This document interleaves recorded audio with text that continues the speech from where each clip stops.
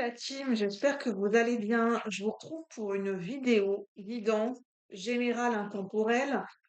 J'ai envie d'aller voir ce qui est caché, ce qui est plus subtil, ce qui est caché dans une situation, pas forcément, non, pas une situation précise, mais dans enfin voilà, ce qui est sous la surface, ce qui est immergé, les énergies plus subtiles, plus cachées, peut-être plus inconscientes.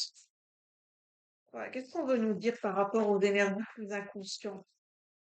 Par rapport à une situation générale, précise ou non précise. Voilà. Je pense que cette vidéo, elle pourra pas parler à tout le monde, hein, parce que là, j'ai une intention bien précise. Donc, je sais pas du tout les messages qui vont ressortir, mais j'ai eu cette intuition de faire cette vidéo. Qu'est-ce qu'on veut nous dire par rapport à des énergies plus cachées? Qu'est-ce qui se passe dans les coulisses, sous la surface? J'entends tapis dans l'ombre. Ah, bah, la carte, elle a littéralement elle a glissé, elle s'est retournée par terre, donc je vais la prendre. Enfin bref, une seule carte qui s'est retournée, donc à mon avis c'est qu'elle veut parler. J'ai la reine d'épée. Oh oh. Oh oh oh. Elle annonce quelque chose de croustillant, cette reine d'épée. La reine d'épée, la reine d'épée. Ça nous parle d'une affirmation qui est sous-jacente. Peut-être une décision peut-être franche, directe, tranchante, une communication franche, directe, tranchante, un verdict, un positionnement, une affirmation, un positionnement. C'est ça qui est caché. C'est ça qui est sous-jacent dans une situation. C'est ça qui est sous la surface, c'est une affirmation qui est en train de monter en nous, qui est en train de... Je ressens en fait comme image, j'ai du- une plante grimpante, je ne m'y connais pas en botanique, mais les plantes qui grimpent sur les murs, les plantes qui prennent racine dans les sous-sols. On me montre des plantes qui poussent dans des sous-sols, dans des marécages, mais c'est beaucoup des sous-sols et sous la surface, et qu'il y a quelque chose qui creuse, des racines qui creusent sous la surface. Une plante grimpante qui monte le long du mur. Il y a quelque chose qui est en train de grimper en nous, de se faufiler, comme une araignée qui essaye de grimper. Qui essaye de s'accrocher à sa toile et qui essaye de grimper. Je sais que ces métaphores, ça va pas plaire à tout le monde, surtout pour ceux qui ont la phobie des araignées, désolé. C'est l'image qui me vient, hein, d'une plante grimpante. Vous savez, ces fameuses plantes grimpantes qui sont vivaces, tenaces et qui tiennent, qui grimpent sur le mur et qui sont très solides. Des plantes qu'on ne peut pas décoller, qu'on ne peut pas arracher. Euh, il y a quelque chose qui nous tenaille au corps, une affirmation, une prise de pouvoir. Là, je ressens des gens qui ont cette énergie de reprendre pouvoir, positionnement, et que c'est tenace, et que c'est ancré, et je ressens des gens qui sont têtus, et voilà, qui vont pas lâcher le morceau, comme on dit.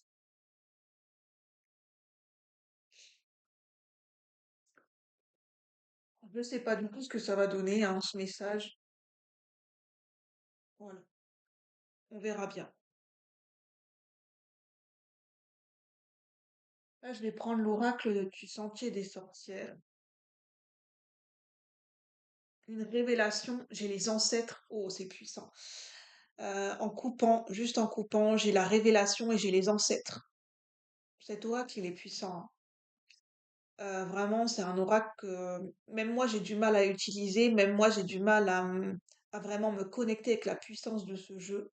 C'est pour ça que je le prends pas souvent parce que je pense que cet oracle ne peut pas convenir à tout le monde, le sentier des sorcières, parce qu'il y a vraiment une énergie.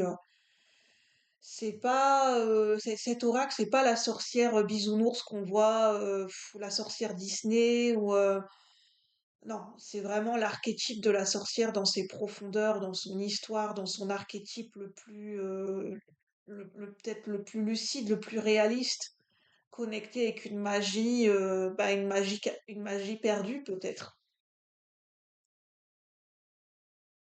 Révélation et ancêtre. Patron, on parle d'ancêtre.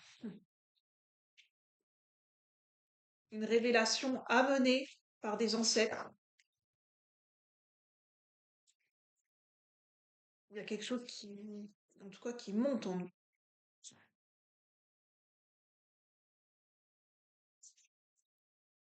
Alors, quel est le message avec cette reine d'épée? Qu'est-ce qu'on veut me dire avec cette affirmation, cette prise de pouvoir, cette affirmation, de certaines personnes? Pour ceux qui sont concernés par ce message, s'il vous plaît, les guides.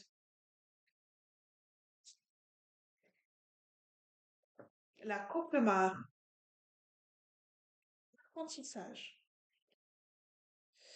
Je ressens des énergies, je ressens des personnes, un égrégore de personnes qui sont dans des énergies en ce moment en train d'apprendre, en train de développer, de pratiquer, de développer des capacités, des dons. Alors, si vous aimez, si le mot don ne vous parle pas, c'est, vous pouvez, le mot capacité, faculté, don, comme quelque chose qui a été peut-être donné à la naissance. J'ai un petit peu comme des qualités, comme la Belle au bois dormant qui a reçu les dons des fées, de certaines qualités qui sont un don. En fait, c'est plutôt en ce sens. C'est avoir reçu des qualités, c'est l'image de la Belle au bois dormant, avoir reçu des qualités à la naissance par des énergies, par des fées, qui, ces qualités pour d'autres, l'utilisation et le fait de rayonner ces qualités sont un don reçu et perçu comme un don et un cadeau pour d'autres personnes. C'est plutôt en ce sens. La dame de l'été. Pour cet été, il y a une apogée par rapport à des dons et des capacités pour certaines personnes. Une affirmation de don. Ah, il y a une affirmation par rapport à des capacités, par rapport à des, on me dit un don, quelque chose que l'on a reçu de nos ancêtres, de vos ancêtres, ou de votre femme, quelque chose qui a été reçu, qui a été accueilli.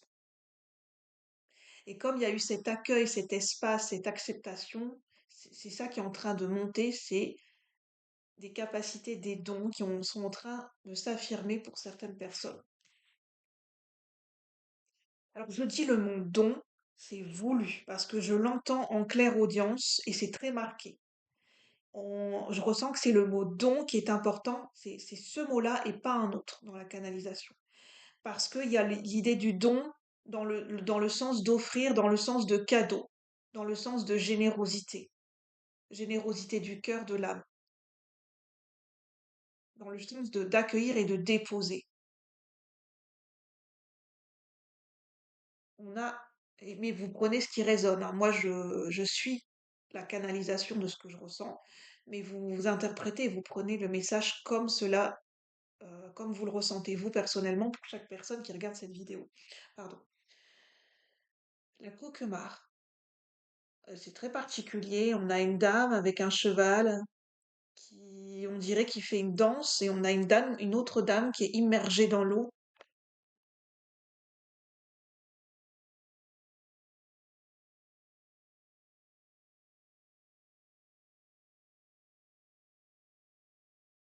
En fait, en fait, j'ai l'impression que ça c'est une facette de nous-mêmes qui est en train comme d'écraser une autre facette de nous-mêmes qui est en train de mourir.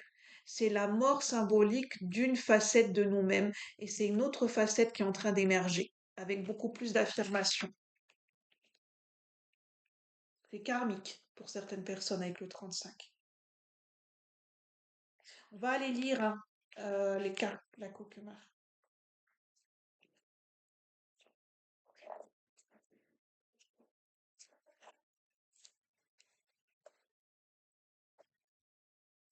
Désolée pour le train, j'habite à côté d'une gare, donc désolée si vous entendez le train.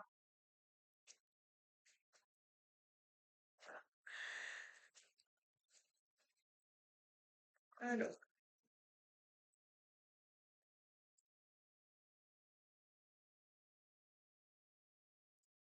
avec l'oracle des sorcières, qu'est-ce qu'on veut nous dire de plus par rapport à ce tirage?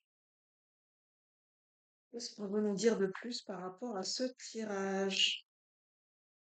N'oubliez pas que c'est général ce tirage, que ça ne pourra pas résonner avec tout le monde, que chaque personne est différente dans son contexte, dans son ressenti, dans son parcours.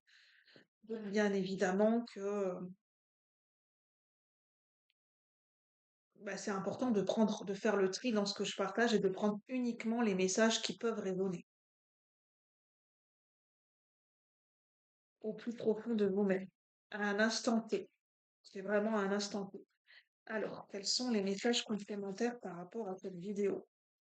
Ah, j'ai quatre messages. Bon. On me parle de réussite. On a encore l'idée du cheval, hein. On a deux fois, c'est pas pour rien, hein, on a deux fois le cheval qui apparaît. Un cheval mystique, original, qui est vert et bleu. On me parle de magie, on parle d'originalité, de mysticisme avec le cheval. Peut-être la licorne. Et on me parle d'un destrier qui est noir, un cheval fantôme. J'ai le cavalier sans tête, le film du cavalier sans tête qui me vient, de Sleepy Hollow, avec Johnny Depp, un cheval fantôme. Je pense que c'est pas à prendre au sens littéral, mais une énergie fantôme. C'est ça qui s'en va pour certaines personnes. Une facette de nous-mêmes, une mémoire qui est en train de s'en aller, de se transmuter. C'est une énergie fantôme, comme un spectre. Enfin, c'est quoi un spectre? C'est un souvenir du passé qui a été matérialisé comme une énergie qui s'est. Enfin, c'est comme si c'était quelque chose qui prenait forme, mais c'est lié à un souvenir du passé qu'on a nourri. Et c'est ce qu'on appelle une énergie fantôme.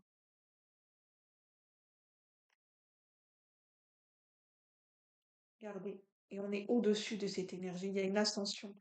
Il y a une affirmation par rapport à un passé, par rapport à des souvenirs, par rapport à une mémoire. Que si c'est, je sais pas si c'est relié à un souvenir précis, à une situation, à une personne, mais on est au-dessus. Il y a une affirmation par rapport à un passé, par rapport à des souvenirs. C'est un passé qui n'a plus de prise et qui n'a plus le dessus sur nous.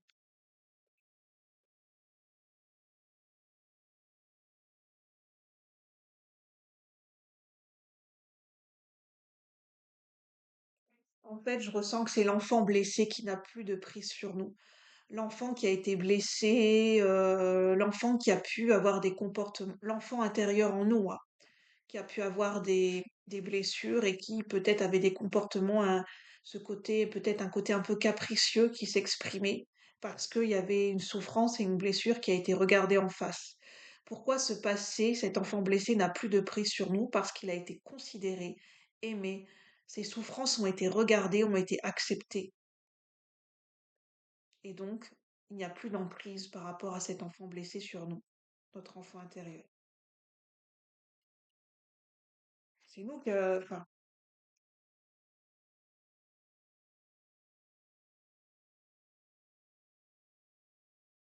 il y a besoin de destituer cet enfant blessé, de le destituer d'une emprise, d'une domination que, en fait, la partie blessée, la partie enfant blessé en nous, pour certaines personnes, elle avait une telle emprise que ça drivait complètement notre vie et nos relations. Et en fait, on a besoin de destituer, de couronner cet enfant blessé qui s'exprimait de manière despotique. C'est très fort ce que, enfin, c'est très précis, mais en tout cas, c'est le message. Il y a eu un travail de fait pour certaines personnes.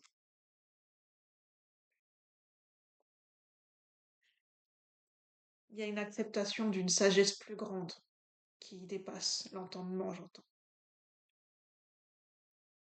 Et il y a une abondance renouvelée par rapport à ça. Ah, je sens que le message, il est puissant. En fait, pour certaines personnes, il y avait une emprise, mais c'était pas tant une emprise extérieure, une emprise concrète, c'était pas tant dans des relations extérieures, c'était l'enfant blessé qui est en nous, qui est en vous, de manière inconsciente, il n'y a pas de jugement de valeur qui prenait le dessus et qui s'exprimait de manière vraiment despotique dans le sens où c'est presque une blessure incontrôlée et incontrôlable parce que blessure qui n'a souffrance qui n'a pas été regardée, qui n'a pas été vue, qui n'a pas été pris en compte de ce fait-là. Peut-être parce que c'était pas possible à par le passé. Qu'il y a d'autres messages. Ouais, il y a un chaos qui est en train de se dissiper, hein. Il y avait vraiment des énergies très sombres, hein. Un passé très sombre. Pourquoi un passé très sombre qui pouvait avoir une emprise sur vous ou sur nous?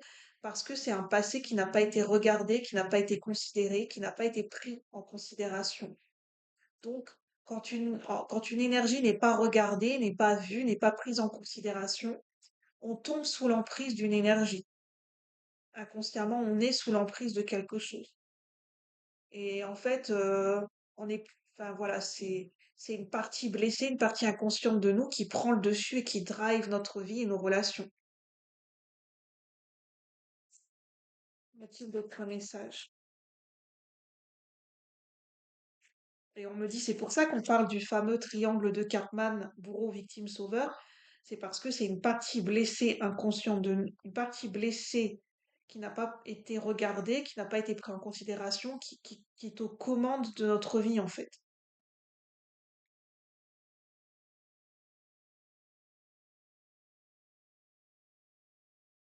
Et c'est ça, pour certaines personnes, qui a drivé tous vos choix jusqu'à présent. Pourquoi des fois des événements difficiles? Parce que c'est la partie blessée en nous qui prend le dessus et qui drive, et c'est à partir de cet espace qu'on fait des choix dans nos vies. Et c'est pour ça que des fois les conséquences sont dramatiques et chaotiques et ça devient hors de contrôle parce que à l'origine c'est une partie blessée de nous qui a pris le dessus. Et c'est pas forcément l'espace où il y a le plus de conscience et de sagesse en nous en fait. Parce que c'est la tentation, c'est un appel, c'est un cri du cœur, hein. Pour certaines personnes avec les nymphes, ce qu'il y a à retenir, c'est que c'est parce que c'est un appel du cœur. Il y a une souffrance, il y a quelque chose qui hurle en nous, une souffrance, un désespoir tellement fort, qui a tellement besoin d'amour. En fait, c'est pas tant de justice des fois ce dont on a besoin sur l'instant, c'est c'est d'amour. C'est cette partie de nous qui crie, qui a besoin d'amour, qui a besoin d'être regardée, qui a besoin d'être reconnue. Et tant que cette partie-là, cette souffrance en nous n'est pas regardée avec amour, elle va continuer à crier, à hurler et à se manifester comme les harpies qui déchargeaient toute leur fureur en fait à l'extérieur, comme dans la mythologie grecque. Et en fait, c'est comme un auto-sabotage où en fait on est drivé par des blessures, on s'auto-sabote et en fait la punition, en fait c'est nous qui, en fait le boomerang, on reçoit la punition. On s'inflige, c'est comme si on se condamnait et on s'inflige une douleur. On ajoute une douleur à la douleur qui est déjà existante. Je sais pas si vous voyez ce que je veux dire. Ouais. Je vais demander une synthèse.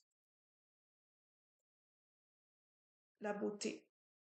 En fait, c'est la souffrance qui nous ensorcelle, la souffrance qui est en nous, la partie blessée qui nous ensorcelle, qui nous tente, qui nous envoûte jusqu'à complètement perdre pied et perdre notre discernement et notre conscience dans nos choix. Vous prenez ce qui résonne, hein. Moi je ne suis que là pour transmettre le message, parce que c'est une colère qui n'est pas regardée en face pour certaines personnes. Alors, je vais regarder le message comme je vous disais, de la Cauchemar, au courage, dans le livret, pour voir si on a des messages en plus.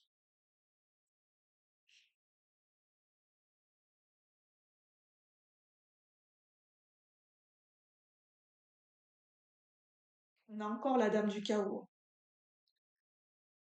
Je suis la Cauchemar, l'esprit de l'ancienne, qui vient corrompre tes nuits.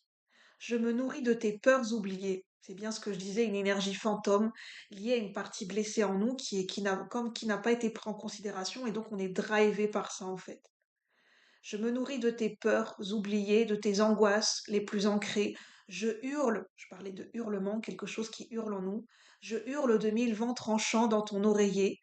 Je danse sur les poitrines des innocents rêveurs en me délectant de leur impuissance, galopant de plaisir face à leur terreur. Je suis antérieure aux dieux qui vous protègent et bien plus puissante que les prières qu'ils ont créées pour leur louange. Les puissances knotiennes, c'est vraiment les puissances primordiales. Je suis la force la plus difficile à contrôler, je suis la peur. Ah, c'est ça cette énergie fantôme inconsciente qui nous drive, la peur qui guide nos choix. La Coquemar vous invite à comprendre et à reconnaître vos peurs les plus profondes pour les transformer en force. Elle vous met face à vos peurs irrationnelles pour vous faire comprendre qu'essayer de les ignorer ou de les oublier ne les fera pas disparaître. La peur n'est pas votre ennemi, elle est votre force si vous arrivez à la transmuter en courage. Là, on vous dit l'archétype du cauchemar incarné, entité du sommeil qui vient tourmenter les personnes lors de leurs rêves, aussi appelée entité de la paralysie du sommeil. Pour se protéger, là, vous prenez selon vos croyances, hein. C'est un oracle, voilà, qui explore certaines croyances. Si c'est pas ce que je vous lis, si c'est pas en résonance avec votre expérience, votre vécu, vos croyances les plus profondes, votre spiritualité, ne prenez pas. Voilà, c'est seulement si ça résonne. Sinon, c'est que le message n'est pas pour vous. Pour se protéger des entités qui viendraient perturber votre sommeil, vous pouvez mettre un bol avec des lentilles au pied de votre lit. Enfin, je vais vous montrer, vous verrez si ça vous parle. Je vais même pas le lire parce que c'est une sorte de rituel et moi je suis pas pour les rituels, donc je ne préfère pas rentrer là-dedans, donc je vais pas m'y attarder. Je vois s'il n'y a pas d'autres messages. On parle de gardien du seuil, le monde liminal entre la veille et le sommeil. Et c'est là où, comment dire, on est plus vulnérable parce que c'est l'inconscient qui se réveille à travers nos rêves. Et dans l'inconscient, qu'est-ce qu'il y a aussi? C'est la manifestation de nos peurs. Et plus on va travailler dans notre quotidien, en conscience, plus on va travailler sur nos peurs irrationnelles et notre inconscient, et moins notre inconscient a de prise sur nous par rapport à des angoisses et à des peurs. Je vais en rester là, donc prenez uniquement ce qui résonne. C'est un message qui vous pousse vers de la réflexion, vers de l'analyse, et non pas vers des vérités absolues. Chacun ses croyances. N'oubliez pas que vos décisions, vos choix de vie et votre manière de penser vous appartient. Je ne suis que la messagère. Je vous souhaite une bonne journée ou une bonne après-midi et je vous dis à bientôt pour de nouveaux partages. Bye bye. Si vous souhaitez me suivre pour une guidance privée, vous pouvez me contacter sur mon mail pro, Julie la sensible, tout attaché, @gmail.com. À bientôt la team, merci.